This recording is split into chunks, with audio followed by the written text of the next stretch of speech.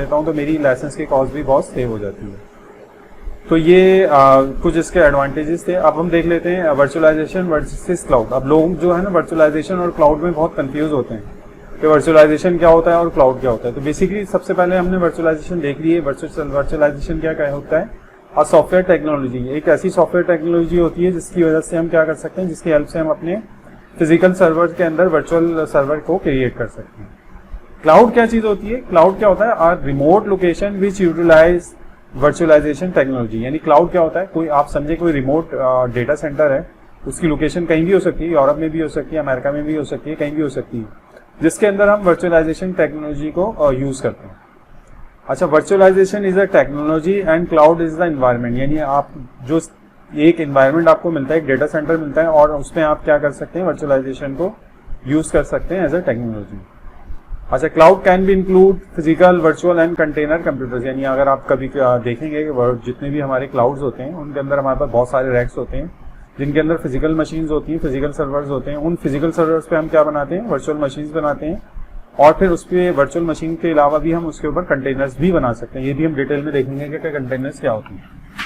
जैसे मैंने आपको अपने डेटा सेंटर के मैंने आपको एक स्नैप दिया है कि लेट सपोज मेरे डेटा सेंटर के अंदर सबसे पहले मेरे पास क्या चीज इंस्टॉल होती है, फिजिकल सर्वर।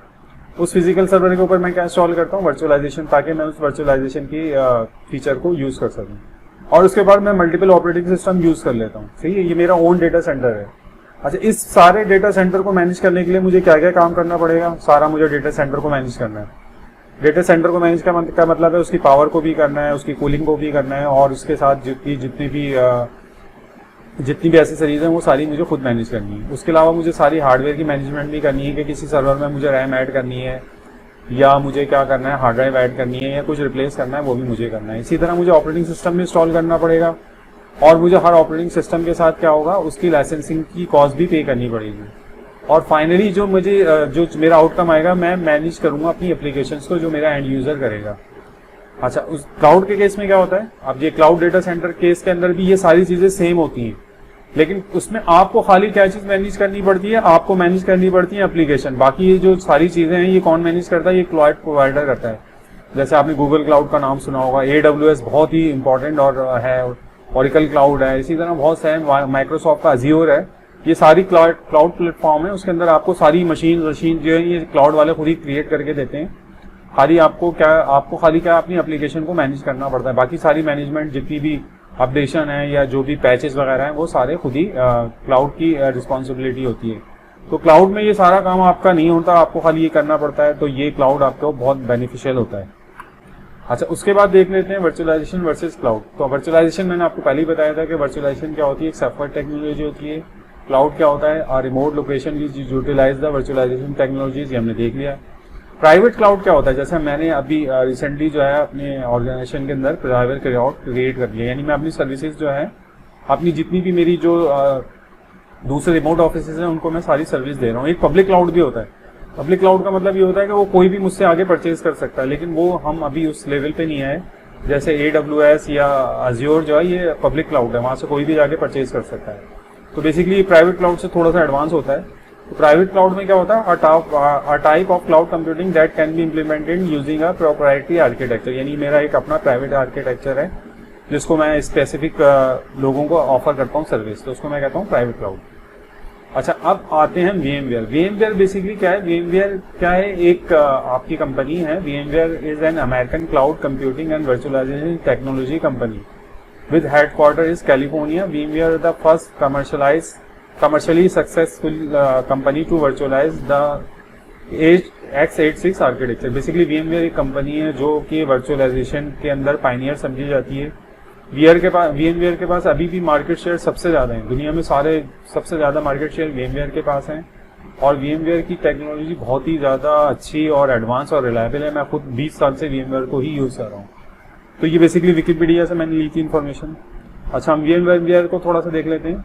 तो VMware is the leader in virtualization technology and has the most market share than anywhere else. Second line is Microsoft. यानी अब माइक्रोसॉफ्ट जो है वो नंबर 2 पे आ गई, लेकिन नंबर 1 पे स्टिल अभी भी VMware ही है।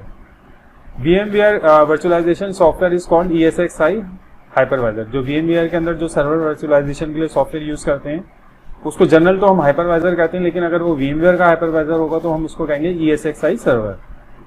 उसके अलावा क्या है, VMware company name is the same as virtualization software technology, यानी VMware का नाम भी सेम है और उनकी जो सॉफ्टवेयर के नेम है वो भी सेम ही है। उसके अलावा VMware के अलावा भी और बहुत फेमस कंपनीज हैं, उनको भी थोड़ा सा देख लेते हैं। जैसे आपने सबसे जो सेकंड अभी VMware का कंपटीटर है वो माइक्रोसॉफ्ट है, और माइक्रोसॉफ्ट का जो हाइपरवाइजर है उसको हम कहते हैं हाइपर-V। इसकी भी मैं वीडियोस बना चुका हूँ, अगर आप देखना चाहें तो देख लें मेरे चैनल पे जाके।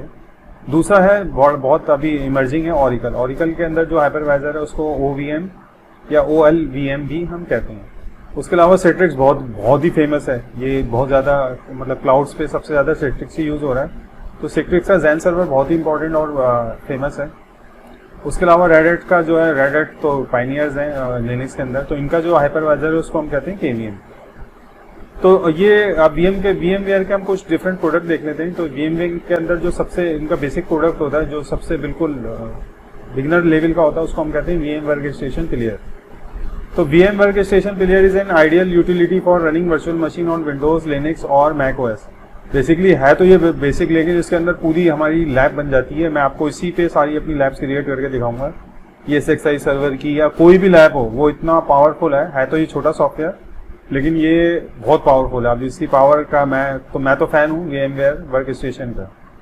अच्छा, उसके बाद क्या होता है, organization use workstation player to deliver manage corporate desktop while student and educator use it for learning and training. जो ऑर्गेनाइजेशन है उसके अंदर भी हम बहुत ज़्यादा यूज़ करते हैं, लेकिन कॉर्पोरेट में हम इसको यूज़ नहीं करते। जितने भी कॉर्पोरेट इन्वायरमेंट है वहाँ पे हम वर्कस्टेशन को यूज़ नहीं करते, बल्कि हम ESXi सर्वर को यूज़ करते हैं। उसके अलावा जितने मेरे लैपटॉप में भी अभी डेस्कटॉप, लैपटॉप सब में मेरे पास VMware वर्कस्टेशन प्लेयर मौजूद है। ठीक है, इसके साथ हम लर्निंग भी कर सकते हैं, ट्रेनिंग भी कर सकते हैं। हम इसी पे अपनी सारी लैब्स को परफॉर्म करेंगे। उसके बाद क्या होता है, free version is available for non commercial, personal and home use. इसका फ्री वर्जन आप VMware की साइट से डाउनलोड कर सकते हैं, उसकी कोई भी फीस नहीं है। इसी के बाद इनका जो अपग्रेडेड वर्जन है, जो जितनी भी बड़ी कॉर्पोरेट है वहाँ यूज़ होता है, मेरे खुद डेटा सेंटर में यूज़ हो रहा है, वो क्या है, VMware vSphere हाइपरवाइजर, जिसको हम ESXi सर्वर भी कहते हैं। ये क्या होता है, बेयर मेटल हाइपरवाइजर है। बेयर मेटल मैंने आपको पहले भी बताया था, ऐसा सर्वर होता है जिसपे कोई ऑपरेटिंग सिस्टम ना हो। तो हम सर्वर के ऊपर डायरेक्ट कोई ऑपरेटिंग सिस्टम इंस्टॉल करने से पहले ही हम क्या करते हैं, हाइपरवाइजर ESXi सर्वर को इंस्टॉल कर लेते हैं।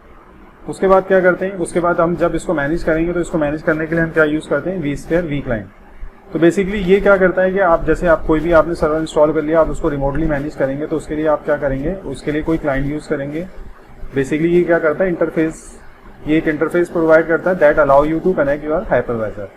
जैसे आपके पास कोई सर्वर है तो आप उस सर्वर में कैसे कनेक्ट होते हैं, रिमोट डेस्कटॉप RDP प्रोटोकॉल के थ्रू करते हैं, या अगर कोई लिनक्स का सर्वर है, जैसे मेरे पास लिनक्स का सर्वर है, तो मैं पुडी यूज करता हूं और उसको मैं रिमोटली कनेक्ट कर लेता हूं कमांड प्रॉम्प्ट के थ्रू। तो इसी तरह इसको vSphere यूज होता है ESXi सर्वर को कनेक्ट करने के लिए। Now a web based HTML5 older version was thin client. अब जो नए वर्जन है उसको आप ब्राउजर से एक्सेस कर सकते हैं। पहले इसका जो था आपके पास थिक क्लाइंट होता था, यानी आपको पूरा एक एप्लीकेशन डाउनलोड करनी पड़ती थी, फिर सर्वर को एक्सेस करना पड़ता था। लेकिन अब जितनी भी नए वर्जन आ रहे हैं उनमें सारी जो एडमिनिस्ट्रेशन है वो आप किसी भी अच्छे ब्राउजर से कर सकते हैं। उसके बाद होता है vCenter सर्वर। अब ये vCenter सर्वर क्यों यूज होता है, बेसिकली अगर आपके पास एक से ज्यादा हाइपरवाइजर मौजूद है, यानी एक से ज्यादा फिजिकल सर्वर है, लेट्स सपोज करें 50 है, तो 50 अगर सर्वर है तो फिर आप उसको किसी भी vSphere क्लाइंट से नहीं करेंगे, बल्कि सेंट्रलाइज्ड सॉफ्टवेयर से करेंगे। उस सेंट्रलाइज्ड सॉफ्टवेयर या पोर्टल को हम कहते हैं vCenter सर्वर। ये भी मैं आपको इंप्लीमेंट करके बताऊंगा। तो ये क्या करता है, management tool to manage multiple hypervisor, यानी मल्टीपल सर्वर हैं तो उनको मैनेज करने के लिए आप जो टूल यूज करेंगे उसको हम कहेंगे vCenter server. Interface is the same as the vClient with edited functionality, यानी इसका इंटरफेस बहुत ही यूजर फ्रेंडली है, आप इजीली इसको ग्रैब कर सकते हैं। तो ये पहला वीडियो था मेरा सीरीज का, जिसके अंदर मैंने खाली आपको बेसिक बताई है कि वर्चुअलाइजेशन की बेसिक्स क्या होती हैं। कि वर्चुअलाइजेशन अभी बहुत ज़्यादा इमर्जिंग फील्ड है। अगर आप वर्चुअलाइजेशन के फील्ड में अभी आ जाएंगे और आपका 2 साल का एक्सपीरियंस होगा तो आप इजीली $2,000 US आपकी सैलरीज हो सकती है इनिशियल लेवल पे। और अगर कोई अच्छा आपका 5 to 10 ईयर का एक्सपीरियंस होगा तो आप 4-5,000 US भी आपकी अर्निंग हो सकती है। तो अगर आपको वीडियो अच्छा लगा तो इस वीडियो को लाइक करें, और अगर मेरे चैनल को अभी तक सब्सक्राइब नहीं किया तो सब्सक्राइब करें। तो इसके बाद हम मिलते हैं किसी नेक्स्ट वीडियो में ना। Thank you very much.